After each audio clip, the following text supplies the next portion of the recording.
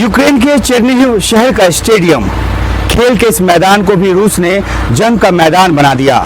रूस की तरफ से जो बम गोले दागे गए उसकी वजह से जो मैदान के बीचों बीच जो है वो तकरीबन 15 फीट गहरा गड्ढा नज़र आता है। और इसी हमले में जो यहाँ स्टेडियम के जो स्टैंड है वो इस तरह से नित नाबूद नज़र आता है, जहाँ अब मलबों को हटाने का जो काम है वो चल रहा है।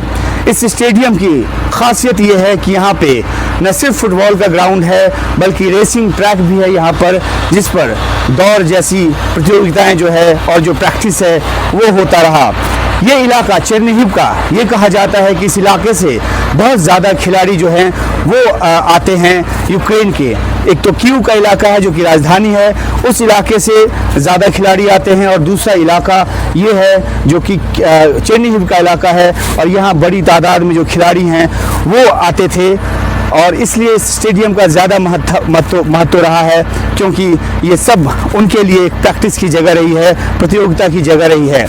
ये भी कहा जाता है कि जो 700 लोगों की मौत इस शहर में हुई रूसी आक्रमण की वजह से, उसमें एक अच्छी खासी तादाद खिलाड़ियों की भी है। कई खिलाड़ियों की जान जो है वो अलग अलग हमलों में, अलग अलग इलाकों में हमलों की वजह से चली गई।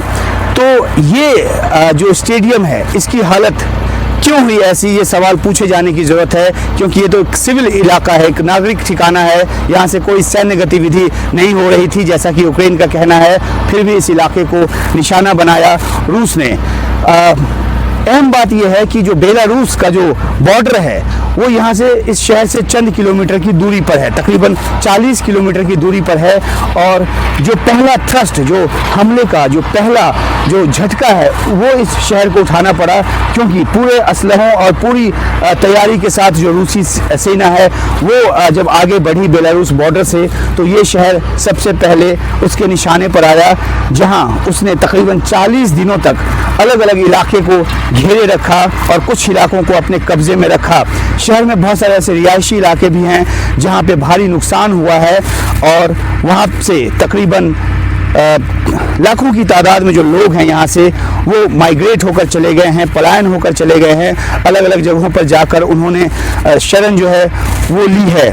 तो एक काफ़ी नुकसान इस शहर को, हालांकि इस शहर से सेना आगे ना बढ़े रूस की, इस वजह से कई सारे पुलों को खुद यूक्रेन की सेना की तरफ से ध्वस्त कर दिया गया, ताकि टैंकों का जो मूवमेंट है, बख्तरबंद गाड़ियों का जो मूवमेंट है वो स्लो हो जाए, और जो रसद और जो असलहे लेकर रूस की सेना आई थी उसमें एक तरह से रुकावट पैदा हो। और अपनी इस रणनीति में जो यूक्रेन की सेना है वो कामयाब हुई।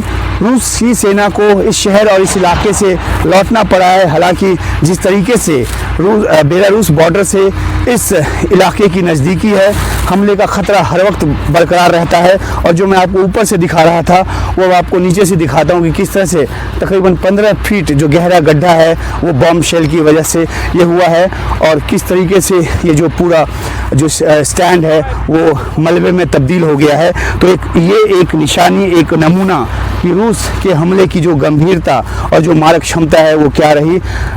यहाँ फिर से जीवन शुरू करने की कोशिश की जा रही है, यहाँ इस जगह को फिर से शेप में लाने की कोशिश की जा रही है, लेकिन इसमें लंबा वक्त लगेगा, और इस बीच जो नुकसान हुआ है उसकी भरपाई तो नहीं हो सकती।